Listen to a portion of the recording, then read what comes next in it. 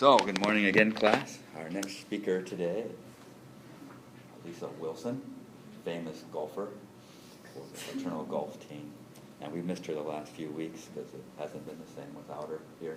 So we're glad that she's able to join us again for the last couple weeks, and she's going to present her book. What's the title of your book? The Hidden Face of God. By the same Schroeder. author. By Schroeder again. So we have a Schroeder fan club here. All right, all yours. Let's show some love for Wilson. Yeah, this makes mine even more interesting following yours because the same author, but he wrote this book after Genesis and the Big Bang. And pretty much throughout the whole book, he argues for intelligent design in creation and accepts, the bulk of scientific research, but throughout most of the book, he just tries to show how God shows up in different areas of science. And the reason I chose this book is because he kind of goes into some biology. He goes into molecular biology and talks about cells a lot, and then at the end goes into some neuroscience. And so as a biologist, I thought that was interesting. But his background is in physics. He has a PhD in physical sciences, including a degree in earth science from MIT. And so as I was kind of researching more about the book as well, a lot of people thought he wasn't qualified to write about what he did because he's technically not a scientific expert in biology. His background is in physics. And so that was interesting to hear him go on about these biological topics when he's technically not an expert. So anyway, his main point throughout the whole book is that there's underlying wisdom beneath everything in the universe, that there's a united plan behind the universe as a whole. So basically there is a divine creator. And another one of my favorite quotes from the book is, "The essence of life, of all life, is the storage, organization, and processing of information. Information is the expression of wisdom which lies at the heart of life."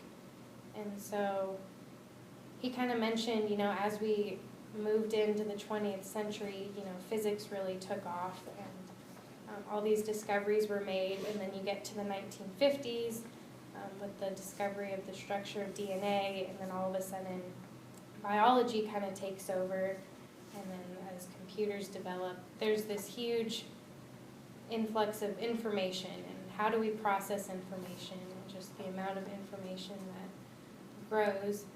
And the more and more we find out, the more questions there are, and just the more complexity we find.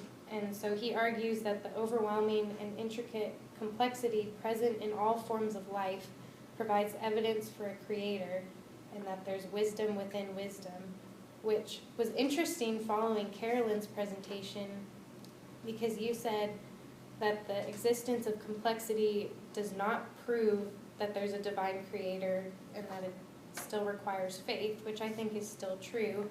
But it's interesting how a few years later he writes this book and argues how the existence of this same complexity is evidence of a divine creator. So that was really interesting.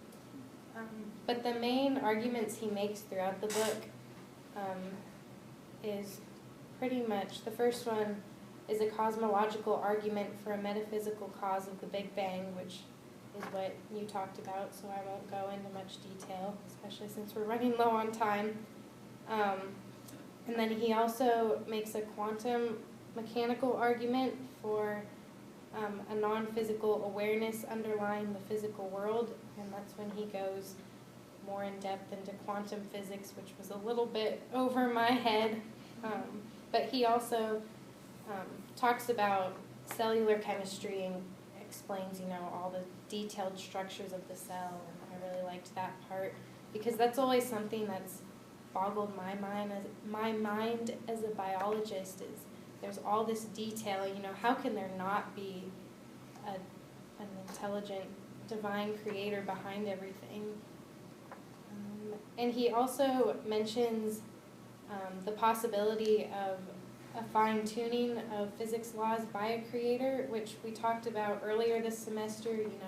Could God intervene and modify his creation? And so it was interesting that he mentioned that. And then the last half of the book, he kind of delves into neuroscience, which is interesting. And he talks about a mind-brain problem, which tries to determine whether the mind is purely physical or whether it's metaphysical. And so that was interesting because I think that has to do with, do humans have a soul or not? And I think they do, but it was just interesting to hear him talk, about is the brain physical or is there a metaphysical aspect without going into, without specifically stating God gave us souls. And so that was interesting.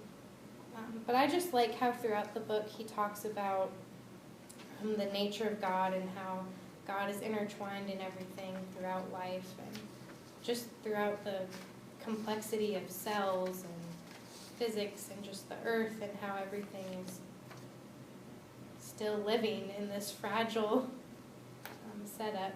And so I think that God's creation really reveals aspects of God. He's grand, he's powerful, he's amazing. You go take a walk through nature and I don't know, that's one of my favorite things to do. But as I was reading this book and thinking about it and getting ready for this presentation, I tried to think about, okay, how does this affect me in my future profession? And I think it's important as Christians, no matter where we go or where we work, that we care for God's creation and that we just maintain open communication with other Christians as well as non-believers, and just that we maintain an open mind so that we, if we're willing to discuss difficult topics with other people, that can open a door to maybe them becoming a believer, or, us helping new Christians answering some of their tough questions. But I also think it's important to, throughout the rest of our lives, continue to seek more knowledge and learn as much as we can about these topics. And, I think the author is a great example. He writes one book and then he learns more a few years later and writes another book. And I think that's a great example of that. But in my own profession that I'm planning on going into, working in a hospital lab, just seeing there's evidence of brokenness in the world just in people become sick and they die, and that's evidence of a broken world. And obviously everything's not perfect, but in my profession I can participate in God's mission by working through those things and helping people become better. And I'm just so excited to continue developing this deep appreciation for life and cells, and as I work with my different samples and everything, just, I don't know, I feel like I have a better appreciation for the complexity of life after reading this book and after this class as a whole.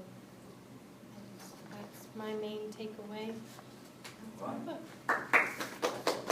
A few questions for Wilson. Time. A minute. Keep with the keywords on open world. Yeah. Stuff like that. There once there. Good job. No, I really like Schroeder. He's a gifted writer. Mm-hmm. Really is. Well, it was interesting how he's able to take such complex and deep topics and make them relatable and easier to read. And a very prosy sort of way. You get the feel that his whole life is worship. He's got this spiritual antenna up there all the time, right? And I think, that's a really, something. So whether you're in Cordist or not, right, I think you still got to, give this guy a lot of credit. His books are devotional reading as well as, thought reading, I think. questions, comments for Wilson? Should let her get going there, right? Yes? Did you recommend it? Mm-hmm. Yeah. Really interesting. Okay, well, very good. We'll take a few minutes there to fill out your evaluation form for Ms. Wilson.